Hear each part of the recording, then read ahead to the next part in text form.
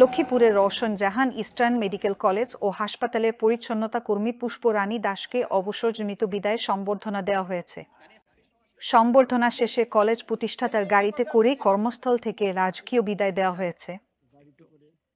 এদিকে পুষ্পকে বিদায় দিতে কলেজের প্রতিষ্ঠাতা হামদর্দ বাংলাদেশের ব্যবস্থাপনা পরিচালক ডক্টর হাকিম মোহাম্মদ ইউসুফ হারুন ভূঁইয়া ও অধ্যক্ষ কামরুন নাহার পলিন হেলিকপ্টার যোগে ঢাকা থেকে আসেন। সংবর্ধনা অনুষ্ঠানে স্মৃতিচারণ বক্তব্য শেষে পুষ্পকে নগদ অর্থ ও ক্রেস্ট তুলে দেন তারা। প্রতিষ্ঠাতা ও অধ্যক্ষের পক্ষ থেকে রাজকীয় সংবর্ধনা পেয়ে আবেগাপ্লুত হয়ে পড়েন তিনি।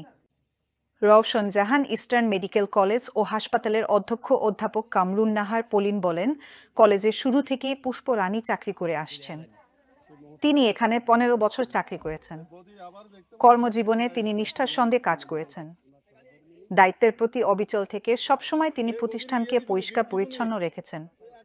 এজন্য তার বিদায় বেলা আনন্দময় করতে চেষ্টা করেছি।